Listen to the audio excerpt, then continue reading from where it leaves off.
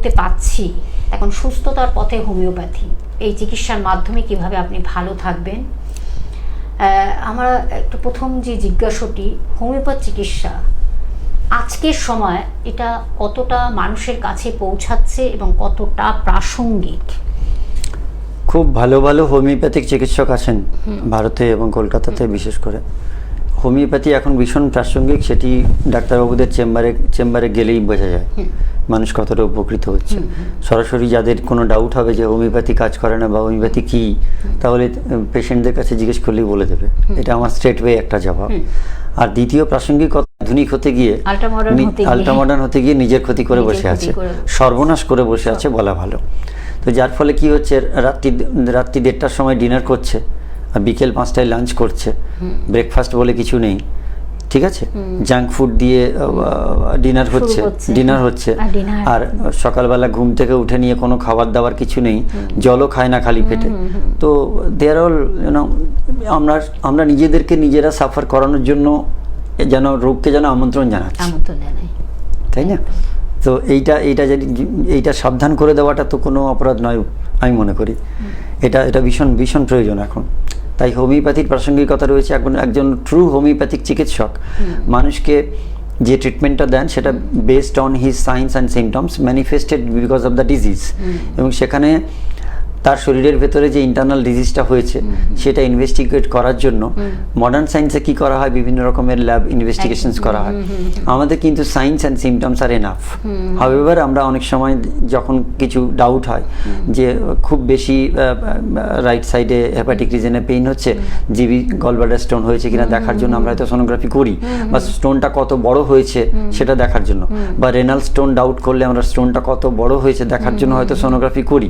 কিন্তু science and সিমটমসের মাধ্যমে আমরা ধরতে পারি রোগটা এই জিনিস হয়েছে, এবং সেখানে তার কনস্টিটিউশনাল ট্রিটমেন্ট করে আমরা তাকে তার এক্সাইটিং কজগুলোকে এলিমিনেট করে তার যে ডিজিজ ডিসক্রাসিয়াটা চলছে সেটাকে আমরা মিনিমাইজ করে তাকে কিন্তু সুস্থ করতে পারি, এবং করতে পারি মানে করা হচ্ছে, করে চলেছেন সব ডাক্তারবাবুরা। তো সেক্ষেত্রে হোমিওপ্যাথির প্রাসঙ্গিকতা তো বলাই বাহুল্য। একদম একদম। ডাক্তারবাবু, এবার মূল কথাতে আসি। আমরা জানলাম হোমিওপ্যাথি চিকিৎসক কিন্তু অনেক এতটাই অ্যাডভান্স হয়ে গেছে, এতটাই এখন মানুষের কাছে পৌঁছে গেছে ঘরে ঘরে, সেটা তো ডাক্তারবাবুই বললেন, এবং প্রচুর পেশেন্টরা আসছেন এবং মানুষ কিন্তু উপকৃত হচ্ছেন। এটাই হলো সবচেয়ে বড় কথা হোমিওপ্যাথি চিকিৎসার মাধ্যমে। তাই এই যে সেই রেস ধরেই বলবো, এই যে অ্যাসিডিটি, গ্যাস, আইবিএস, এই আমরা অনেক সময় এগুলো তো ঘরে ঘরে মানুষের, মানে সকালে উঠলেই আমরা সঙ্গে সঙ্গে একটা ওষুধ বা ইনটেক করি, সকালবেলা খেয়ে নিই, ব্যাস, তারপরে আমরা এবার যা ইচ্ছা তাই খেয়ে যাচ্ছি। তা এটার মূল কারণ কি? এই যে অ্যাসিডিটি, গ্যাস, আইবিএস এর মতন এই বড় বড় রোগগুলোকে আমরা অনেক সময় খুব ছোট হিসাবেই ভাবি, কিন্তু এটা কতটা ক্ষতিকর হতে পারে আমাদের প্রত্যেকটা অর্গানের ক্ষেত্রে বা শরীরের পক্ষে? শুধুমাত্র যে এই অ্যাসিডিটি, গ্যাস বা আইবিএসটা যে হচ্ছে যে শুধু রং ফুডের জন্য তা নয়, বা জাঙ্ক ফুডের জন্য তা নয়। মাইন্ডের একটা ইম্পর্টেন্ট ভূমিকা রয়েছে, সময়ের একটা ইম্পর্টেন্ট ভূমিকা রয়েছে, কতটা খাবার খাচ্ছি সেটা একটা ইম্পর্টেন্ট ব্যাপার, এবং কোন সময় খাচ্ছি সেটা একটা ব্যাপার। আর তার সঙ্গে সেটা হচ্ছে যে খাবার যে প্রসেসটা, আমরা যখন লাঞ্চ বা ডিনার করি, হেভি ফুড যখন আমরা খাই বা লাইট ফুডও যখন আমরা খাই, আমরা কি করি, হুড়োতাড়া করে খাই। যেক্ষুনি আমাকে 2 মিনিটের মধ্যে লাঞ্চটা শেষ করে আমাকে বেরিয়ে পড়তে হবে, আমার জন্য ওয়েট করছে কেউ, কি আমাকে অমুক জায়গায় এতটার মধ্যে পৌঁছতেই হবে, রাস্তায় জ্যাম থাকতে পারে, অনেক তাড়াহুড়ো করে আর কি। ওটাও একটা টেনশন। অবশ্যই এই যে তাড়াহুড়ো করে খাওয়া, তাড়াহুড়ো করে খেলে কি হয়, আমাদের যে ডাইজেস্টিভ এনজাইমসগুলো আছে যে খাবারটাকে যে হজম করাবে, ওই এনজাইমসগুলো ঠিক মতো সিক্রেশন হয় না। এনজাইম সিক্রেশন না, শুধুমাত্র যে সিক্রেশন হয় না তা নয়, আরেকটা যেটা হয় সেটা হচ্ছে quality of the enzyme change হয়ে যায়, এটা একটা ব্যাপার। তো ডাইজেস্টিভ এনজাইমের ডিফেক্টিভ মেকানিজমের জন্য আমাদের ডাইজেশন উইক হয়ে যায়, ডাইজেস্টিভ সিস্টেমটা উইক হয়, যার ফলে কি হয়, এই অ্যাসিডিটি, গ্যাস, ফ্ল্যাচুলেন্স, তারপরে তোমার irritable bowel syndrome, dysentery, chronic dysentery, bacillary dysentery, এগুলো করে। আরেকটা সবচেয়ে বড় কথা হচ্ছে যে আমাদের যে গাট হেলথ, মানে আমাদের পেটের ভেতরে যে গাট বায়োম, সেটাকে ম্যানেজ করবার, ব্যালেন্স করবার মতন যে মিনিমাম সেন্স থাকা দরকার মানুষের, সেটা কারো নেই। এবং সবচেয়ে বড় কথা, খুব দুঃখের সঙ্গে এটা আজকে বলতে হচ্ছে এখানে, যে মানুষকে এগুলো বোঝালে হাঁ করে শোনে, তারপরে এমন একটা প্রশ্ন করে সেই গোটা রামায়ণ শেখানোর পরে সীতা যেন কার বাবা, ব্যাপারটা এরকম দাঁড়িয়ে যায়। বলে ডাক্তারবাবু আমি না সব বুঝিয়ে দিলাম যে এটা করবেন না, ওটা খাবেন না, এটা করবেন না। বলে ডাক্তারবাবু আমি না রাতের বেলা একটুখানি একটু দুটো পেগ আমার লাগে, আর একটু মাটন ছাড়া আমি থাকতে পারি না। এই সব বোঝানোর পরে লাস্টে এই কথাটা যদি বলে, তার মানে কি দাঁড়ালো, ওনাকে আমি যে সময়টা নষ্ট করলাম একটা ফালতু মানে বেকার সময় নষ্ট করেছি। মানুষটাকে আমি সুস্থ করতে চাইছি, কিন্তু ওনার মগজের মধ্যে ওই রাতে শোয়ার আগে ওটাই রয়েছে, ওটাই উনি ওখান থেকে বের করতে পারছেন না। যার ফলে মানুষকে আমরা সুস্থ করব কি করে, সেটা একটা বাধা আমাদের, সেটা একটা বাধা। যার ফলে আমাদের এই ডায়নামিক মেডিসিনগুলো ভীষণ সাবটেল লেয়ারে কাজ করে, ভীষণ সূক্ষ্ম, তো ভীষণ নাজুক যদি বলি সেটাই বোধহয় বেটার হবে। তো এই নাজুক মেডিসিনকে কাজ করাতে গেলে সেই এন্টিটি বা সেই মানুষটাকে ফিজিক্যালি কতগুলো ফিজিক্যাল কতগুলো ব্যাপারে তাকে গার্ড নিতেই হবে। যেমন কিভাবে খাবো, কতটা খাবো, কখন খাবো, কি খাবো না, এগুলো তাকে শুনতে হবে ডাক্তারের কথা, তাকে বুঝতে চেষ্টা করতে হবে। হ্যাঁ, একজন ডাক্তারবাবুর পরামর্শ, দিস ইজ ভেরি ইম্পর্টেন্ট। ডাক্তারবাবু আরেকটি জিজ্ঞাসা, যেটা হলো প্রোবায়োটিক বা ফাইবার ছাড়া পেট ভালো রাখা কি যায়?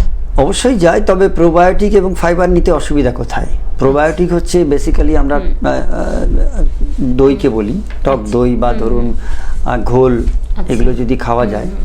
আর আপনার ফাইবার বলতে সবজি, বিভিন্ন রকম পালসেস, ডাল, ছোলা ভেজানো, বিভিন্ন রকমের ডাল, রাজমা, অনেক রকমের ডাল আছে, সেগুলো খাওয়া। ফ্রুটস খাওয়া, প্রচুর পরিমাণে ভিটামিন সি সমৃদ্ধ যে সমস্ত ফলগুলো বিশেষ করে রয়েছে, যেমন পেয়ারা রয়েছে, এগুলো খাওয়া রেগুলার। তো রেগুলার বেসিসে যদি কেউ ব্যালেন্স করতে পারে, ভেজিটেবলস, গ্রিন ভেজিটেবলস বা লিফি ভেজিটেবলস, পালসেস মানে বিভিন্ন রকমের দানা শস্য, আর প্রোবায়োটিকের মধ্যে দই, ঘোল, এগুলো খাওয়া, যদি রেগুলার এগুলো খাওয়া যায় তাহলে তার শরীরে তো গাট হেলথটা ভালো থাকবে। আর গাট হেলথ ভালো থাকলে, গাট ইজ মানে সেকেন্ড ব্রেইন, পেটটাই হচ্ছে আমাদের মগজ অ্যাকচুয়ালি। পেট যদি ভালো থাকে তাহলে মগজ কাজ করবে। মগজ তখনই কাজ করবে যখন আপনার পেটটা ভালো থাকবে। তো পেট যাদের খারাপ থাকে, দেখবেন যাদের, আমি দেখেছি ইফিট, মানে জানি না দর্শকরা কিভাবে নেবেন, যারা ক্রনিক ডিসেন্ট্রিতে ভোগেন বা ব্যাসিল মানে কি বলে ব্লাড ডিসেন্ট্রিতে যারা ভোগেন, তারা খুব ইরিটেবল হয়, ভীষণ ইরিটেবল টেম্পারমেন্ট তাদের, একটুতে রেগে যায়। কিংবা খুব কনস্টিপেশন যাদের হয়, কনস্টিপেশন মানে হ্যাবিচুয়েটেড কনস্টিপেশন নয়, মানে constipation is created because of some wrong food habit, wrong diet, তো তাদের ভীষণ ইরিটেবিলিটি থাকে, মেন্টাল ইরিটেবিলিটি খুব থাকে, তারা খুব রেগে যায় কথায় কথায়, ভালো কথা বললেও রেগে যায়। একদমই সত্যি। আসলে ডাক্তারবাবুরা তো এরকম প্রচুর পেশেন্ট, বিভিন্ন রকমের পেশেন্টরা আসে, তো বিভিন্ন মানুষের বিভিন্ন রকমের তার ক্যারেক্টারাইজ বলবো, তার বিভিন্ন চরিত্রগুলো ধরা পড়ে আমাদের চোখের সামনে, চরিত্রগুলো ধরা পড়ে। সেটাই ডাক্তারবাবু, আরেকটি জিজ্ঞাসা, এটাও বন্ধুদের খুবই ভাবে তারা জিজ্ঞাসা রেখেছে, এই যে হোমিওপ্যাথিতে পুরনো যারা গ্যাস অম্বলে ভুগছেন, সেটা কি ম্যানেজেবল? হোমিওপ্যাথির ওই আগেই বললাম কনস্টিটিউশনাল ট্রিটমেন্টটা তো আছেই, কিন্তু তার সঙ্গে কিছু ম্যানেজমেন্ট থাকে, ন্যাচারাল ম্যানেজমেন্ট, যেরকম প্রাণায়াম করা, যোগ করা, তারপরে আপনার খালি পেটে জল খাওয়া প্রথমে, ঠিক আছে, ফল খেতে হবে ঠিক মতো, ফলের একটা পরিমাণ রাখতে হবে, ঠিক আছে, প্রোটিন, কার্বোহাইড্রেট, ফ্যাটের একটা ব্যালেন্স ডায়েট করতে হবে, হ্যাঁ, এবং যাদের ডাইজেস্টিভ ইস্যুসগুলো রয়েছে, অ্যাসিডিটি, অ্যাসিড গ্যাস, আইবিএস যাদের রয়েছে, তাদের বিশেষ করে ডায়েট প্ল্যানটা করে নেওয়া দরকার। তাই আমি বলবো যে কোনো পেশেন্ট গিয়ে ডাক্তারবাবুর কাছে গিয়ে একটা ডায়েট প্ল্যান করে নেবেন, যে আপনার ঠিক কি খাবারটা আপনার জন্য দরকার, কোন কোন কোন কোন কোন খাবারগুলো আপনার চলবে না, খাওয়া একদম ছোঁয়া যাবে না, মানে ওদিকে তাকানোই যাবে না, সেই খাবারগুলো আপনাকে মাথায় রাখতে হবে। আর কোন খাবারগুলো আপনাকে খেতে হবে, কতটা পরিমাণ খেতে হবে, কখন খেতে হবে। আর ওই একটা জায়গা মাথায় রাখবেন যে খাওয়ার সময় মেন্টাল স্টেটটা যেন কুল অ্যান্ড কাম থাকে, মানে আপনি যেন সেরিন পজিশন, আপনি টিভিতে খবর দেখছেন, সেখানে একটা এক্সাইটিং নিউজ দেখাচ্ছে, কোনো একটা বাজে খবর দেখাচ্ছে যেটা আমাদের মাথাকে এক্সাইট করতে পারে, সেখানে বসে বসে আপনি লাঞ্চ করছেন, ওই খাবার ঘরে ডাইনিং রুমে টিভিটাকে একটু বন্ধ রাখতে হবে। কারণ খেতে বসে যদি আপনি টিভি দেখেন বা আপনি যদি মোবাইল দেখেন, তাহলে তো কোনো কথাই নেই, তাহলে মনে রাখবেন আপনার তো গেল। আর আরেকটা টিভি হচ্ছে, বাড়িতে যিনি খাবার দিচ্ছেন, মানে আপনার মিসেস, যদি মিসেস মানে যার মিসেস আছে আর কি, ইয়াং লোকদের কথা বলছি, হ্যাঁ, যদি মানে ছেলেদের জন্য বলছি আর কি, যে মিসেস খাবার দিচ্ছে, মিসেসের সঙ্গে যদি ঝগড়া লেগে যায় খাবার দেওয়ার সময়, তখনও কিন্তু মেন্টাল ইরিটেশন আসে, সেটাও কিন্তু ওয়ান অফ দ্য রিজন যেখানে আপনার গ্যাস্ট্রিক ডিরেজমেন্ট তৈরি হতে পারে, সূত্র ওখান থেকেও আসতে পারে। খেতে বসে অশান্তি মানেই জানবেন আপনার কিন্তু শরীর খারাপ হবে। এটা একটা মাথায় একদম। ডাক্তারবাবু এবারে একটু আমরা আর্থারাইটিসে আসছি। এটা আরেকটি ভীষণ মানে কষ্টদায়ক পীড়াদায়ক, একদম, যেটা আমরা জানি সকলে। হুম। এই যে এখন তো কম বয়সীদেরও বিশেষ করে হাঁটুর ব্যথা, কোমরে ব্যথা, ঘাড়ে ব্যথা, এইগুলোর কারণটা আমরা একটু জানবো। এর বাড়বাড়ন্তটা এতটা কেন বেড়েছে? একদম রিসেন্টলি বেড়েছে।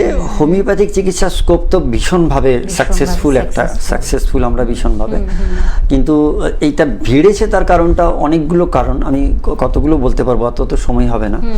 এটা বেড়েছে তার কারণ, এক নম্বর কারণ হচ্ছে যে মানুষের সেডেন্টারি হ্যাবিটস, মানে মানুষ ইমোবাইল হয়ে গেছে এখন, মানে ঘরের মধ্যে বসে থাকছে, ওয়ার্ক ফ্রম হোম, কম্পিউটার নিয়ে বসে থাকছে, ঘাড়ও ঘোরাচ্ছে না, বসে বসে কাজ করছে কম্পিউটারে, মানে যন্ত্রের উপর নির্ভরশীল হয়ে গেছে। যন্ত্রই যে যন্ত্রণা হবে সেটা এরা বুঝতে পারেনি। এখন ওয়ার্ক ফ্রম হোম যে যন্ত্রণার কারণ হচ্ছে সেটা অনেকে বুঝতে পারছে। কোমরে বেল্ট পড়েনি, ঘাড়ে বেল্ট পড়েনি এমন খুব কম লোক দেখি এখন আর কি, মানে বিয়ন্ড 50 যাদের আর কি, 50 যাদের বয়স হয়ে গেছে, 40-30তেও আছে। তো arthritis, osteo arthritis, rheumatoid arthritis এগুলো বাড়ছে এই সব কারণের জন্য। জাঙ্ক ফুডের জন্য বাড়ছে, সেডেন্টারি হ্যাবিটের জন্য বাড়ছে। আর দ্বিতীয় হচ্ছে বিভিন্ন রকমের যারা কোমরবিডিটিতে ভুগছেন, যারা ওষুধ খাচ্ছেন, বিভিন্ন অন্যান্য অসুখগুলো যেমন ডায়াবেটিস আছে বা অন্য কোনো অসুখ আছে, তাদেরও কিন্তু আর্থারাইটিস ডেভেলপ করছে। আর কনস্টিটিউশনাল দিক থেকে, হোমিওপ্যাথিক অ্যাঙ্গেল থেকে আমরা যখন দেখি যে ম্যাজমেটিক ব্যাকগ্রাউন্ড থেকে যাদের সাইকোটিক ডায়াথিসিস থাকে, সাইকোসিস থাকে ব্যাকগ্রাউন্ডে, তাদের কিন্তু এই রিউমাটিজমটা বেশি অ্যাটাক করে। এগুলো আছে আর কি। আর এইটা বলবো, আর হ্যাবিটের মধ্যে মানে পার্সোনাল হ্যাবিটগুলোকে, লাইফস্টাইলগুলোকে একটু চেঞ্জ করা ভীষণ দরকার। কারণ অনেকে টক্সিসিটি যেটা বলছিলাম, সেখানে একটা ব্যাপার আমি সেদিন দেখছিলাম, ডিও এবং পারফিউম যেগুলো আমরা ইউজ করি, স্কিনে যে পারফিউম ডিও ব্যবহার করি, সস্তা হোক আর দামি হোক, ব্র্যান্ডেড হোক আর নন ব্র্যান্ডেড হোক, স্কিনের উপরে সেটা দেওয়াই উচিত না। কারণ whatever you put on skin, it goes in to the blood stream. ব্লাডে আমি যেটা খাবো না সেটা আমি স্কিনের উপর দেবো না, কারণ স্কিনের উপর সেটা দিলে কি হবে, আমার রক্তের মধ্যে সেটা যাবে, শাক করে নেবে রক্তে। তুমি ডিওড্রেন্ট খাও কি, পারফিউম খাও কি, জিভে দিয়ে দেখবে তো কি অবস্থা হবে, বমি হয়ে যাবে। স্কিনের মধ্যে দিচ্ছি, তো সেটা যখন পেনিট্রেট করছে তখন কি হচ্ছে, ব্লাড সার্কুলেশনে গিয়ে কিন্তু একটা অন্য প্যাথোলজি অ্যাবনরমাল শরীরের মধ্যে একটা তৈরি, ব্লাডের সাথে মিশে যাচ্ছে। ইয়েস, ব্লাডের সাথে মিশে যাচ্ছে। এবং কি করছে, এই আর্থারাইটিস মানে কি, আর্থারাইটিসের অনেকগুলো কারণ থাকে। আমরা জানি যে কিডনি ফাংশন, লিভার ফাংশন ভালো থাকতে হয়, সেখানে ইউরিক অ্যাসিড, ক্রিয়েটিনাইন এগুলো যদি বেড়ে যায়, এবং যদি কারো ইএসআর, এরিথ্রোসাইট সেডিমেন্টেশন রেট বেড়ে যায়, ইওসিনোফিল বেড়ে যায়, আমরা দেখেছি সেগুলো আছে, অ্যালবুমিন আছে, অ্যালকালাইন ফসফরাস আছে, অনেকগুলো কেমিক্যাল, বায়োকেমিক্যাল রিয়েজেন্টস, কম্পোনেন্টস আছে ব্লাডে, যেগুলো বেড়ে যায়। এবং তার জন্য দায়ী হচ্ছে রেনাল ফাংশন যদি ডেপ্লিটেড হয়, রেনাল ফাংশন যদি ঠিক না হয়। রেনাল ফাংশন তখনই খারাপ হবে যখন ব্লাড খারাপ হবে, ব্লাড যখন দূষিত হবে। আর ব্লাড তো দূষিত হচ্ছে বিভিন্ন রকম ওষুধ খাওয়ার জন্য, জাঙ্ক ফুড খাওয়ার জন্য, এসি লিভিংয়ের জন্য, সেডেন্টারি হ্যাবিটের জন্য, যোগ নেই, প্রাণায়াম নেই, তার সঙ্গে স্ট্রেসকে অ্যাড করুন, কর্টিসল বাড়ান, ব্যাস সর্বনাশ হবে। এই জন্য আর্থারাইটিস ঘটছে, কার্টিলেজগুলো ক্ষয়ে যাচ্ছে, অস্টিওপোরোসিস আছে, ভিটামিন ডি নেই, বাড়ি থেকে বেরোচ্ছে রোদ নেই, বাইরে রোদ নেই, ঘরে ভিটামিন ডি এক্সপোজার হচ্ছে না, তাহলে ভিটামিন ডি ডেফিসিয়েন্সি কিন্তু one of the reasons of osteoarthritis. কারণ অস্টিওপোরোসিস, অস্টিওমালেশিয়া ফলোড বাই অস্টিওআর্থারাইটিস, তো এগুলো হবে। তো এই জিনিস, এই মোটের উপরে এই জিনিসগুলোকে যদি বোঝানো যায় মানুষকে যে তোমাকে কি কি করতে হবে, ভিটামিন ডি এক্সপোজার ভীষণভাবে দরকার। মানুষ বলে না, অনেক নিরামিষাশী যারা, ভেজিটেরিয়ান যারা বলে মাছ খাই না, একদম মাছ ভীষণ দরকার, ডিম ভীষণ দরকার, খাই না বললে তো হবে না। এবার যারা একেবারে ভেজিটেরিয়ান, তাদের জন্য সেই ভেজিটেরিয়ান ডায়েটকে কমপ্লিট করে, ভেজিটেরিয়ানও ভালো, খারাপ না, কিন্তু ভেজিটেরিয়ান ডায়েটটাকে তো ব্যালেন্স করতে হবে। ব্যালেন্স না করলে কি করে হবে, ঠিক পরিমাণে খাবার খেতে হবে। যেটা ডাক্তারবাবু আপনি বললেন যে আর্থারাইটিসকে সেটাকেই আমি রেস্ট নিয়ে বলবো। এই যে আমাদের খাওয়ার ক্ষেত্রে কোন মানে আর্থারাইটিস থাকাকালীন, সেটা আমাদের রিউমেটেড আর্থারাইটিস হতে পারে, অস্টিও আর্থারাইটিস হতে পারে, মানে কোমরে যেটা আমাদের নার্ভাস, কোমরে যেটা হয়, হ্যাঁ, এই যে পরপর আমাদের যে বা ঘাড়ের, হ্যাঁ, এই যে স্পন্ডাইলোসিস, স্পন্ডিলাইটিস, স্পন্ডাইলোলিস্থেসিস, এর ক্ষেত্রে আমাদের কি কিছু খাদ্যের ক্ষেত্রে তার ভাগ নিশ্চয়ই আছে। আমরা কি ধরনের খাবার এই রকম পেশেন্টরা কোনটাকে বাদ দেবে বা কোনটাকে, তুমি খাদ্য নির্বাচনের কথা কথা বলছো, খাদ্য নির্বাচন যেটা বলবো। রাইট।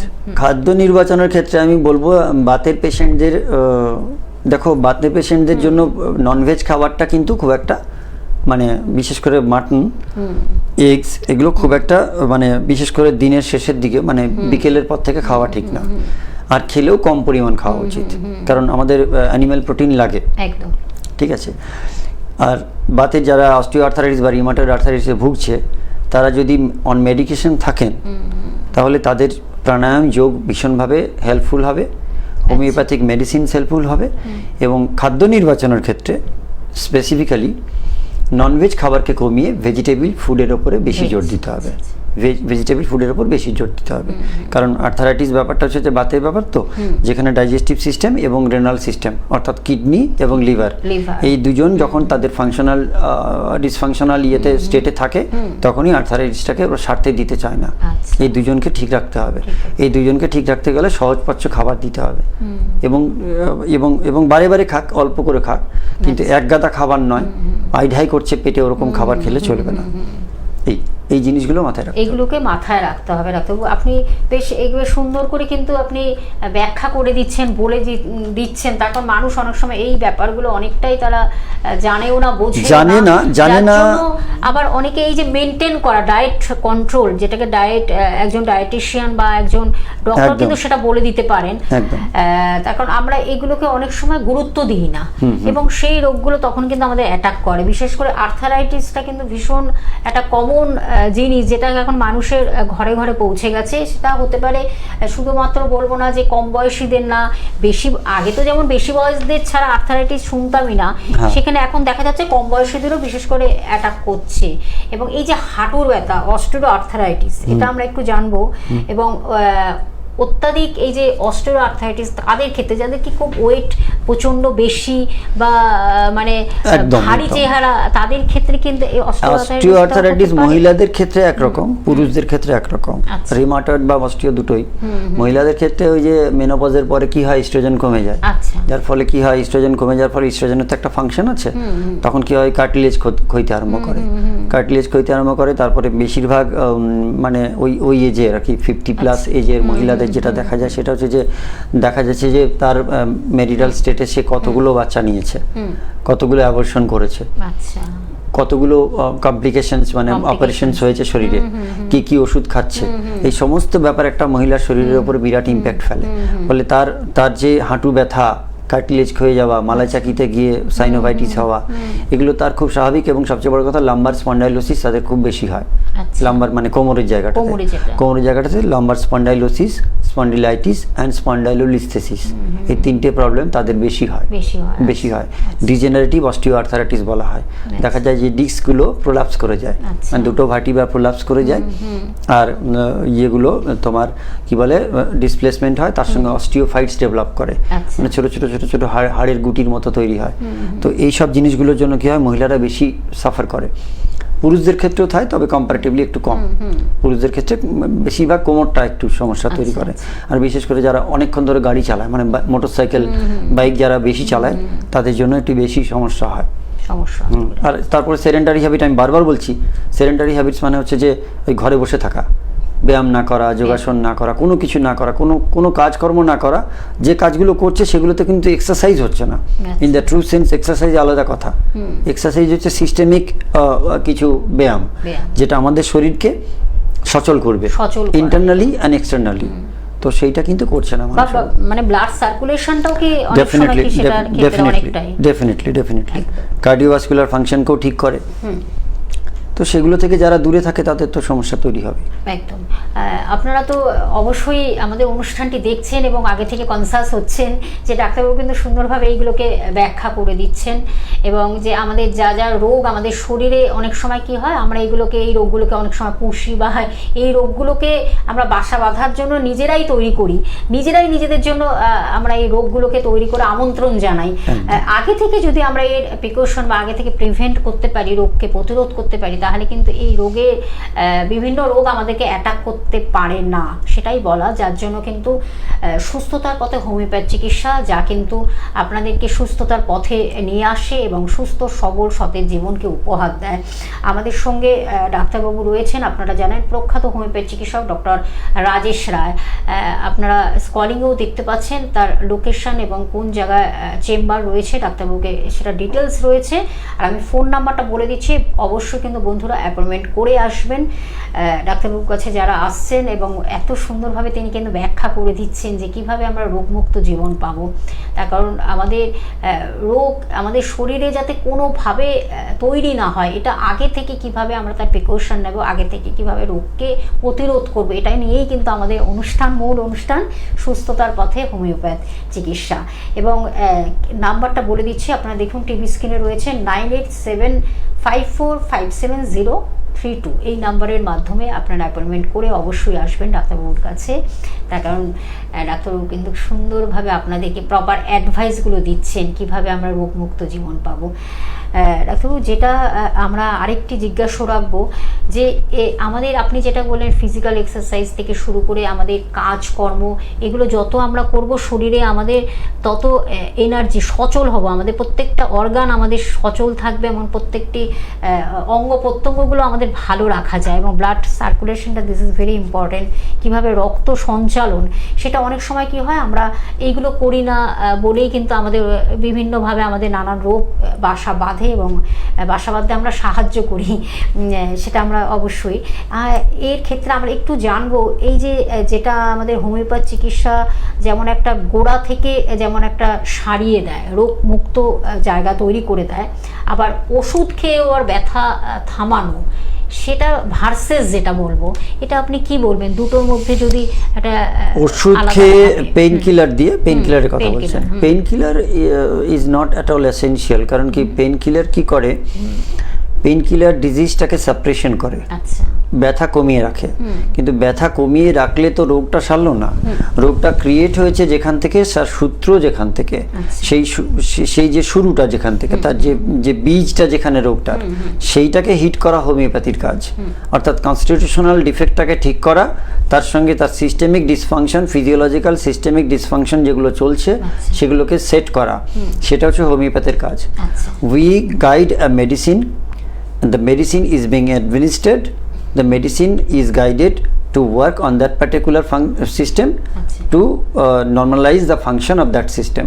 অর্থাৎ একটা ডাইজেস্টিভ সিস্টেম ডেপ্লিটেড হয়ে আছে, কাজ করছে না, আমরা একটা মেডিসিন সিলেক্ট করলাম on the basis of the signs and symptoms reflected by the patient, এবং সেই সাইন্স অ্যান্ড সিমটমসগুলোকে বেস করে আমরা ড্রাগকে ম্যাচ করাই, একটা ওষুধকে ম্যাচ করাই।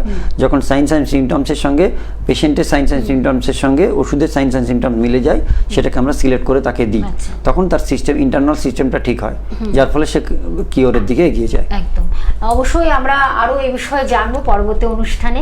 আবার ফিরে আসবো নতুন কিছু শরীর স্বাস্থ্য বিষয়ক বিভিন্ন আরও আলোচনা নিয়ে ফিরে আসবো ডাক্তারবাবুর সঙ্গে। অবশ্যই আপনারা দেখুন অনুষ্ঠানটি।